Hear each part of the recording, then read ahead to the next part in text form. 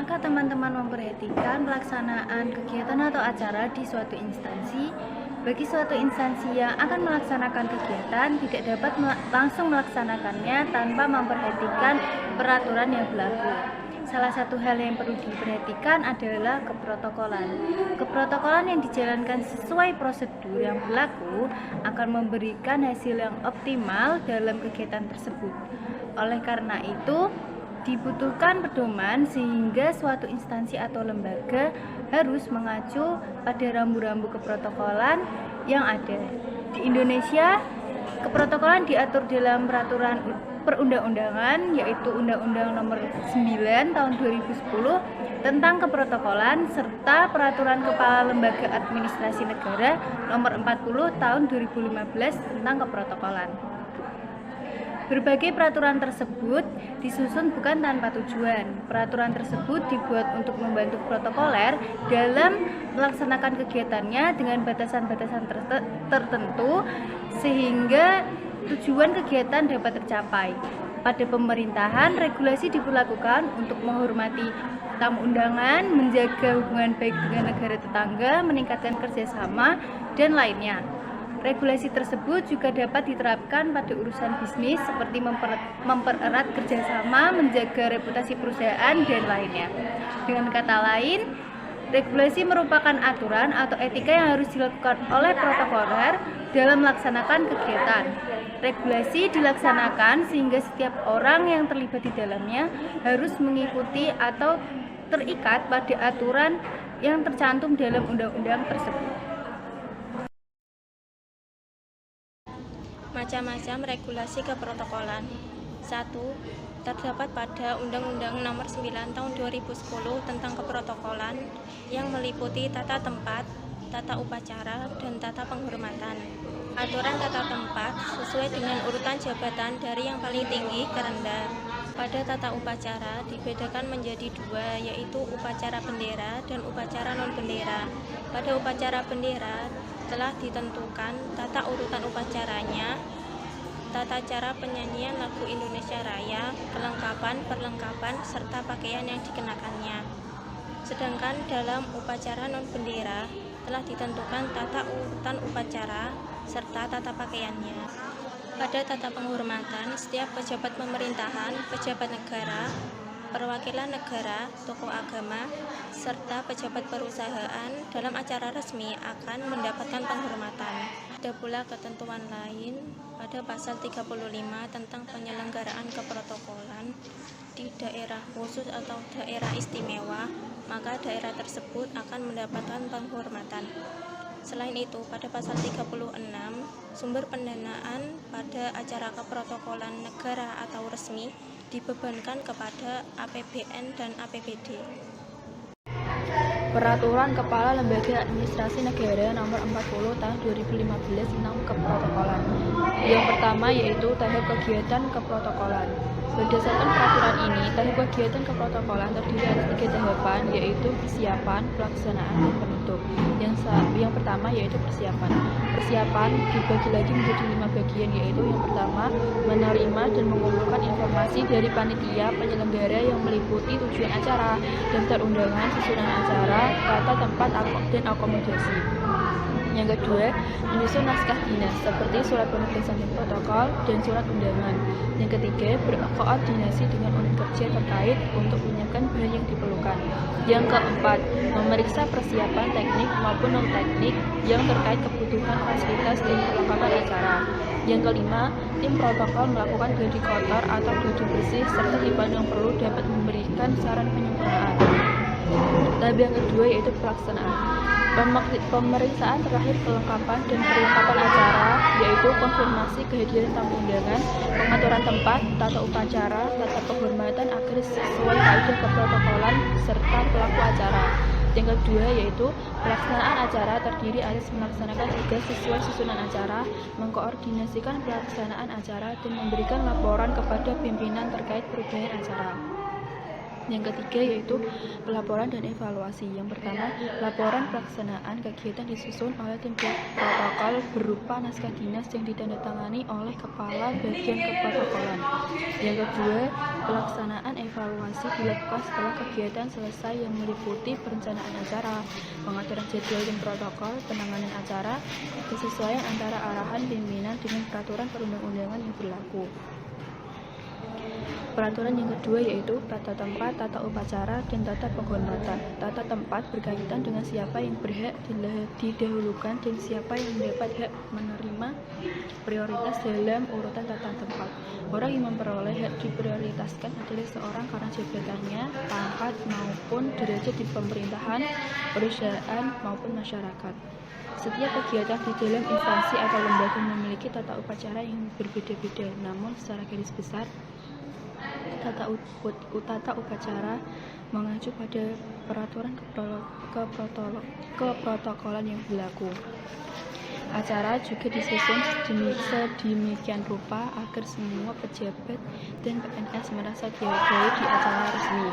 Sementara tata penghormatan dapat dilakukan dalam bentuk pengibaran bendera, pemberian bantuan, pemberian ketertiban dan keamanan yang diperlukan dalam pelaksanaan tugas tersebut. Terkait materi yang dibahas sebelumnya, terdapat permasalahan dan penyelesaian pada 12.1, yaitu Departemen Agama Kabupaten Timika melakukan serah terima jabatan, namun dalam pelaksanaannya tata tempat kurang diperhatikan, sehingga urutan tempat duduk ada yang tidak sesuai. Apakah hal itu mempengaruhi dalam pelaksanaan kegiatan?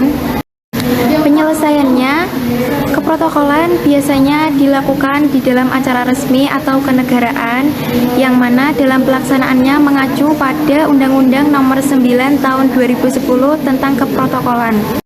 Nah, salah satu hal yang menjadi bahan acuan dalam pelaksanaan kegiatan di dalam undang-undang tersebut adalah tata tempat. Ketika tata tempat salah, maka tidak akan mempengaruhi kegiatan secara keseluruhan. Namun hal itu akan berdampak terhadap cara penghormatan kepada tamu undangan. Saya sendiri setuju dengan pendapat tersebut karena hal itu memang benar adanya. Namun karena tujuan dari keprotokolan itu sendiri salah satunya adalah memberikan penghormatan, maka hendaknya tata tempat itu perlu diatur dengan teliti sampai suatu acara selesai. Hal itu guna menghormati tamu undangan agar acara berjalan lebih tertib, lancar, rapi, dan teratur sesuai dengan ketentuan dan kebijakan yang berlaku dalam keprotokolan itu sendiri. Dengan adanya acara yang berjalan sedemikian mungkin, maka akan menciptakan hubungan yang baik dalam tata pergaulan antar bangsa. Terima kasih. Dengan permasalahan dan penyelesaian 12.1 yang telah dibacakan oleh teman saya, di sini saya akan melanjutkan untuk permasalahan dan penyelesaian 12.2. Berdasarkan permasalahan 12.2 di sini, yakni hari ulang tahun lahirnya provinsi atau kabupaten atau kota merupakan acara resmi bersifat upacara bendera. Dalam pelaksanaannya, susunan acara telah termuat dalam Undang-Undang Nomor 9 Tahun 2010 tentang keprotokolan maupun Peraturan Kepala Lembaga Administrasi Negara Nomor 40 Tahun 2015 tentang keprotokolan. Apakah dalam melakukan upacara bendera, susunan acaranya harus sesuai dengan peraturan tersebut? Penyelesaiannya adalah susunan upacara bendera telah disusun sesuai urut-urutan yang runtut dan telah dituangkan dalam peraturan tersebut. Oleh karenanya, dalam melakukan upacara bendera sebaiknya sesuai dengan peraturan yang telah ada.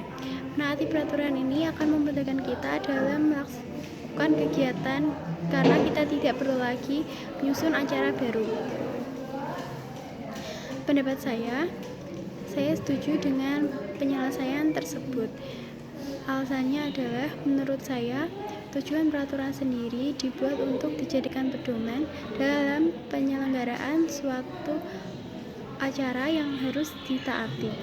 Sehingga dalam pelaksanaan upacara bendera, susunan acaranya harus sesuai dengan peraturan tentang keprotokolan yang telah termuat dalam undang-undang tersebut. Tidak hanya dijadikan pedoman, peraturan ini juga akan memudahkan kita dalam pelaksanaan upacara bendera tersebut karena telah tersusun dengan teratur, rapi, dan tertib, baik dalam urutan acara, tata cara penyanyian lagu Indonesia Raya, pakaian yang digunakan, perlengkapan, serta kelengkapan. Oke, sebelum masuk ke tujuan regulasi, di sini saya akan menjelaskan terlebih dahulu apa itu regulasi. Secara umum, regulasi merupakan peraturan yang berlaku di dalam lingkungan kehidupan dengan maksud membatasi ucapan dan perilaku. Regulasi dalam bidang keprotokolan berkaitan erat dengan etika dan sopan santun dalam menyelenggarakan suatu kegiatan. Di dalam keprotokolan tidak hanya ucapan dan perilaku yang diatur, tetapi ada aturan pakaian, bahasa yang digunakan, susunan acara, kelengkapan, dan perlengkapan diatur dalam mendukung kelancaran kegiatan. Tujuan regulasi keprotokolan berdasarkan Peraturan Kepala Lembaga Administrasi Negara Nomor 40 Tahun 2015 tentang keprotokolan, regulasi bertujuan sebagai acuan pejabat, pegawai atau staf, dan atau protokol dalam rangka menyelenggarakan tugas-tugas keprotokolan. Hal ini tidak lain supaya pelaksanaan kegiatan yang berhubungan dengan keprotokolan lebih teratur, aman, lancar, efektif, dan efisien.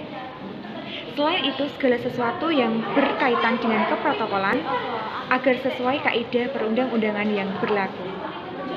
Sementara berdasarkan Undang-Undang Nomor 9 Tahun 2010 tentang keprotokolan, tujuan regulasi keprotokolan sebagai berikut. Yang pertama, memberikan penghormatan kepada pejabat negara, pejabat pemerintahan, perwakilan negara asing atau organisasi internasional, serta tokoh masyarakat tertentu dan atau tamu negara sesuai dengan kedudukan dalam negara, pemerintahan, dan masyarakat. Yang kedua yaitu memberikan pedoman penyelenggarakan suatu acara agar berjalan tertib, rapi, lancar, dan teratur sesuai dengan ketentuan dan kebiasaan yang berlaku baik secara nasional maupun internasional. Yang terakhir yaitu menciptakan hubungan baik dalam tata pergaulan antar bangsa. Assalamualaikum warahmatullahi wabarakatuh. Saya Munyadiatul Haq, absen 20, kelas 12 OTKP 2. Di sini saya akan menyampaikan pelaksanaan regulasi keprotokolan dalam rapat kerja, seminar, dan lokakarya. 1. Kelengkapan rapat kerja, seminar, dan lokakarya meliputi A. Pejabat yang membuka adalah pimpinan instansi. B. Peserta rapat kerja, seminar, dan lokakarya. C. Penanggung jawab yaitu pimpinan instansi. D. Penyelenggara rapat kerja. E. Undangan dikoordinasikan. F. Pembacaan doa. G. Pembawa acara. H. Tim protokol. I. Petugas dokumentasi atau publikasi. 2. Perlengkapan rapat kerja, seminar, dan lokakarya meliputi A. Kartu tanda peserta rapat kerja, seminar, dan lokakarya. B. Sertifikat. C. Palu dan bom. D. Naskah sambutan. E. Podium. F. Rambu petunjuk. G. Sound system. H. Alat dokumentasi atau publikasi. 3. Susunan acara rapat kerja, seminar, dan lokakarya meliputi A. Pembukaan. B. Pejabat instansi atau lembaga memasuki tempat rapat kerja, seminar, atau lokakarya. C. Menyanyikan lagu Indonesia Raya. D. Laporan penyelenggara. E. Sambutan oleh pejabat lembaga atau instansi. F. Pembacaan doa. G. Foto bersama. H. Ramah tamah. Sekian dari saya.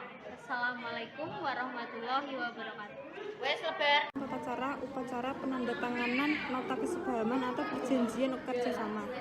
Yang pertama yaitu pejabat yang menandatangani nota kesepahaman adalah kepala atau pejabat yang diberi pendelegasian oleh kepala instansi. 2 adalah peserta upacara. Yang ketiga, penanggung jawab adalah sekretaris utama. Yang keempat, penyelenggara upacara adalah biro yang menangani kerjasama. Yang kelima, undangan dikoordinasikan oleh penyelenggara. Yang keenam, pembacaan naskah. yang ke-7 pembacaan doa, yang ke-8 pembawa acara, yang ke-9 tim protokol, dan yang terakhir adalah petugas dokumentasi dan publikasi.